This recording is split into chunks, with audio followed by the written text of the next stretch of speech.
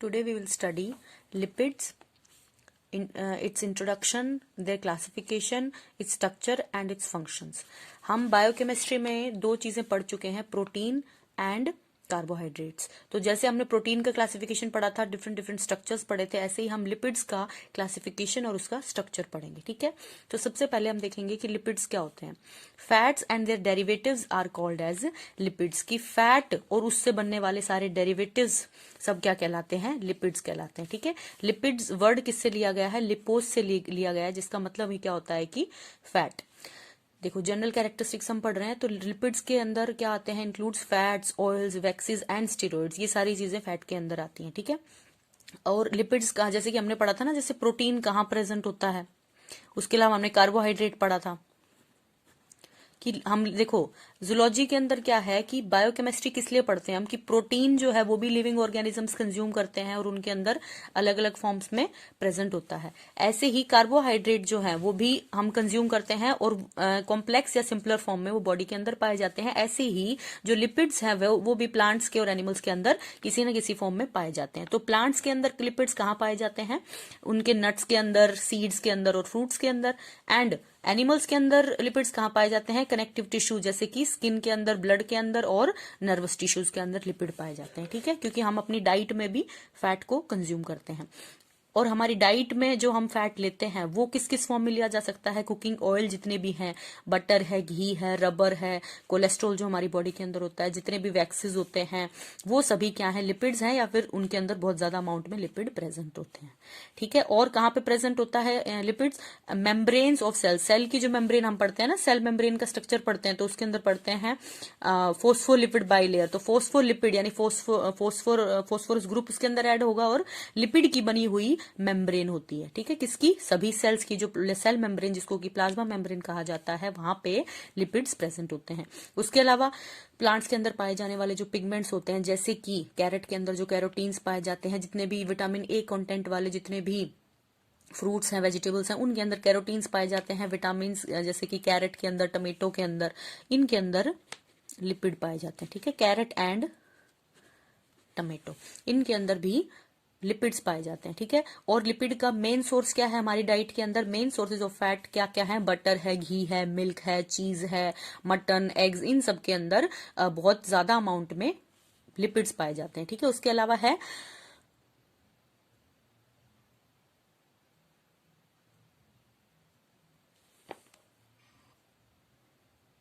an adult needs about 50 grams of fat in its diet। कि कितना ग्राम fat जो है पर डे एक ह्यूमन बीइंग को चाहिए होता है, उसकी डाइट के अंदर कितना?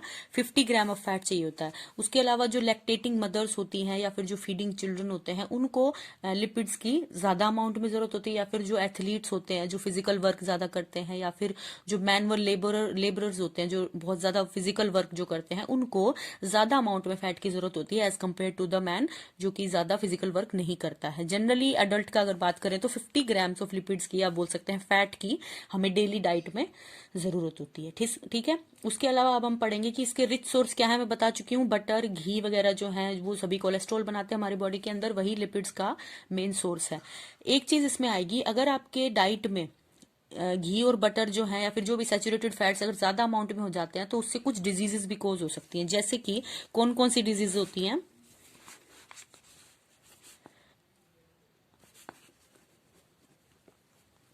आर्टीरियोस्क्लेरोसिस। आर्टरियोस्क्लेरोसिस इसलिए इंपॉर्टेंट है क्योंकि देखो, जूलॉजिकल टर्म कोई अगर एंगल से अगर हम देखें तो आर्टरीज के ऊपर लिपिड्स की लेयर जब बन जाती है तो वो उसको आर्टरियोस्क्लेरोसिस कहते हैं। उसके अलावा हाइपरटेंशन हो सकती है अगर फैट का, सैचुरेटेड फैट का अमाउंट हमारी डाइट के अंदर बढ़ जाता है, तो hypertension, arteriosclerosis and heart diseases हो सकती है। कोलेस्ट्रॉल बढ़ने की वजह से हार्ट डिजीज हो सकती है। वो सभी क्यों होंगी? Due to the increased amount of lipids in our diet. ठीक है,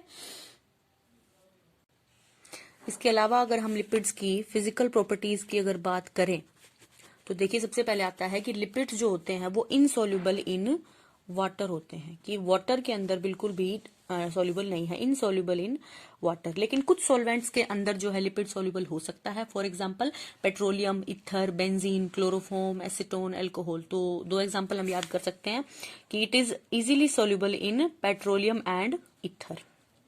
और बोल सकते हैं अल्कोहल के अंदर एक्सेट्रा, कि जो लिपिड्स होते हैं वो इनसॉल्युबल इन वाटर होते हैं, लेकिन soluble in petroleum, ether, benzene etcetera इनके अंदर सॉल्युबल होते हैं। ठीक है, सबसे ज्यादा यूज होने वाला यूनिवर्सल लिपिड सॉल्वेंट जो है वो कहलाता है क्लोरोफॉर्म प्लस मिथेनॉल।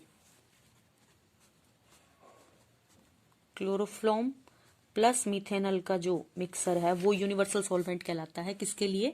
लिपिड्स के लिए। किस रेशो के अंदर? 2:1 वॉल्यूम बाय वॉल्यूम।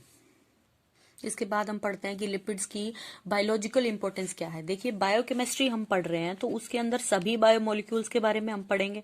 जैसे कि हमने प्रोटीन के बारे में पढ़ चुके हैं, हम कार्बोहाइड्रेट पढ़ चुके हैं, अब हम लिपिड्स पढ़ रहे हैं। तो इनका देखो, ये सभी बायोमोलिक्यूल्स जो हैं उन सबकी स्टडी आती है बायोकेमिस्ट्री के अंदर।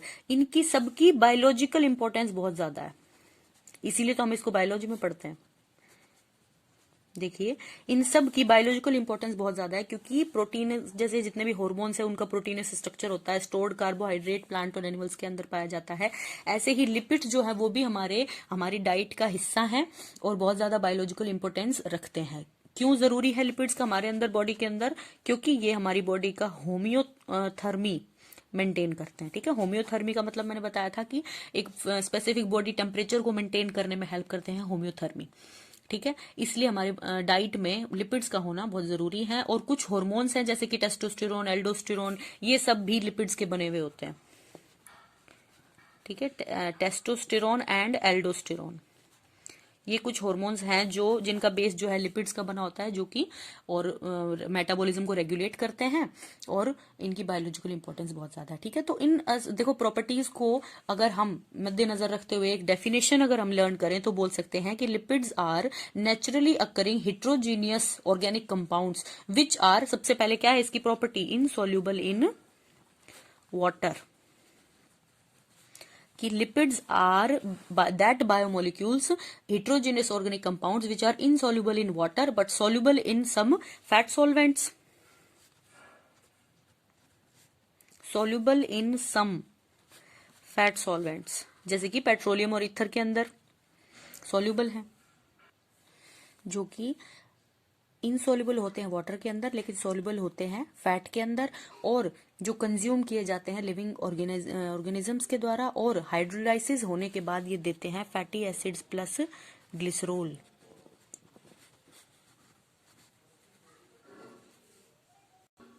तो यहां से हम एक डेफिनेशन बना सकते हैं, जो कि एक साइंटिस्ट था ब्लर, उन्होंने ये डेफिनेशन दी थी कि lipids are naturally occurring heterogeneous organic compounds.